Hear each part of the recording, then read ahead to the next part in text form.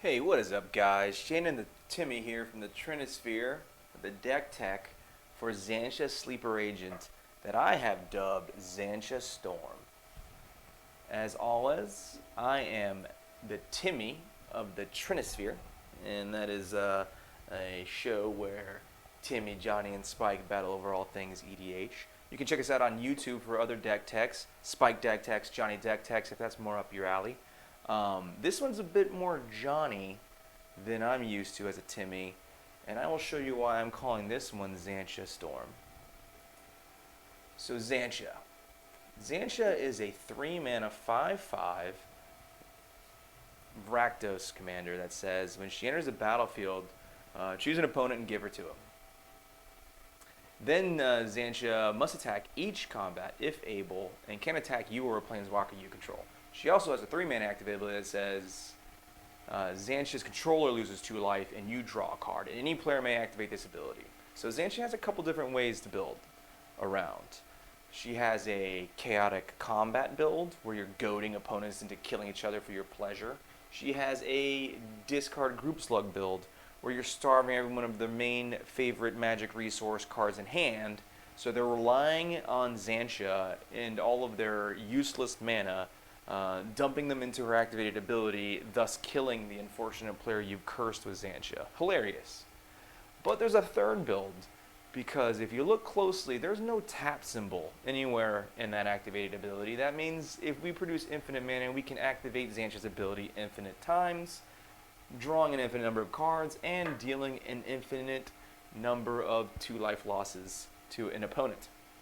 So how are we going to produce infinite mana in Rakdos? We are going to do it with a little card called the Paradox Engine, and also a giant pile of mana rocks. So Paradox Engine, of course, is a 5-mana legendary artifact that says whenever you cast a spell and tap all non-land permanents you control, or mana rocks, we'll just say mana rocks.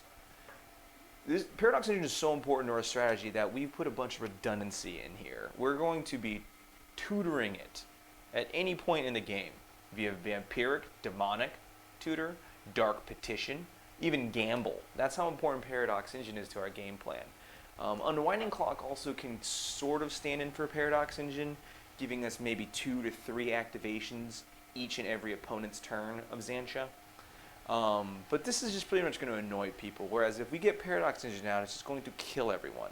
So Paradox Engine is definitely the one to tutor for when possible. So most decks are broken down into 6 or 7 categories, with 3 of them being ramp, removal, and draw. So let's talk about our ramp package.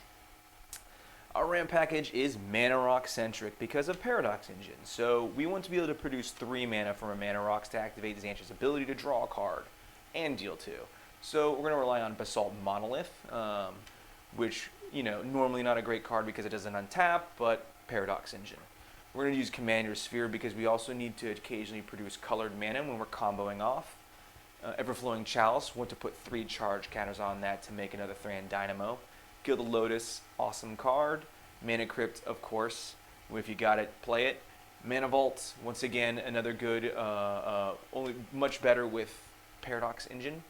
Mind Stone, Prismatic Lens for filtering a lot of this colorless mana into a color.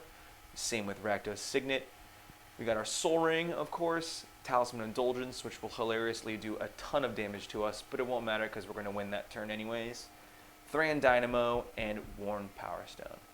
So that's it for the ramp. So let's go on to the ramp. So in this ramp package, we have Bog Witch, which is a spell shaper that casts Dark Ritual. We have Cabal Ritual, which has Threshold, produce 5 black instead of 3. We got Traditional Dark Ritual. We have Desperate Ritual. We have Mana Geyser, the greatest ritual of all. And then we have 2 weird ones, the Priest of Gix, 3 mana, 2/1. When it enters the battlefield, add 3 black to your pool. So this just is a free activation of Paradox Engine. And then the same with Priest of Urabras, does the same thing, but it's red. And we got Pyretic Ritual and Seething Song to round out our ramp package. Alright, so now let's move on to our ramp package.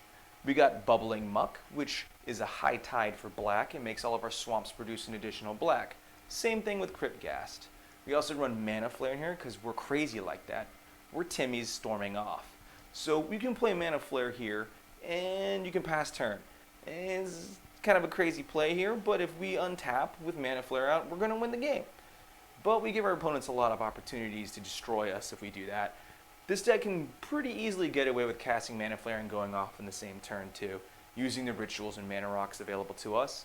It doesn't have the Eternal, which is awesome with Xantcha. If you can only manage to activate Xantcha 10 times on your main phase 1, you can just go ahead and slide on through combat to main phase 2, where you get 2/3 of your mana back from activating Xantcha, able to go off again in main phase 2. And then you have Treasonous Ogre, because there's nothing greater than spending 39 life to add 13 mana to your mana pool to win the game.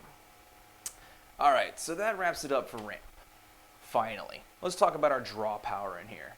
We're going to run ad nauseum because we have a lot of 1, 2, and 3 drop stuff. It's instant speed, and we can dig up a bunch of rituals to get ready to combo off.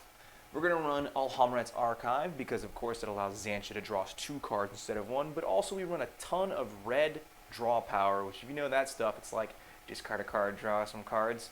Well, it gets a lot better when you're drawing twice as many cards.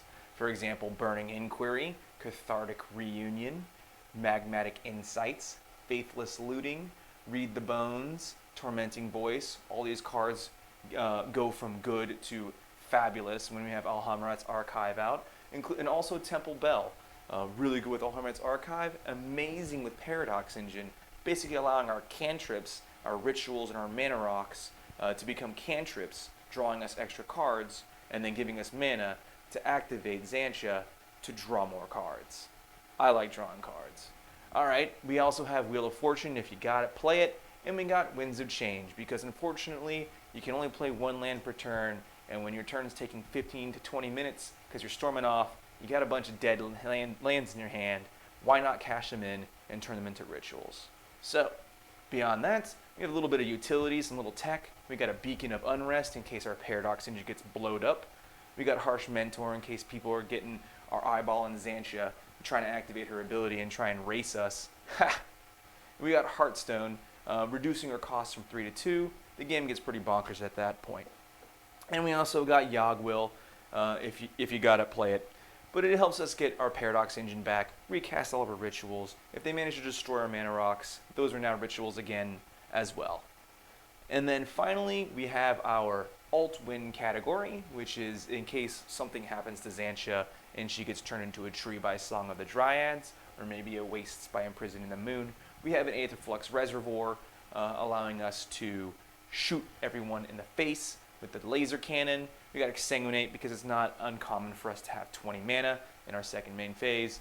And then we have Sire of Insanity, a holdover from that group slug everyone discards build, where you say, hey, I cursed this guy with Xantcha, let's hilariously drain him to death.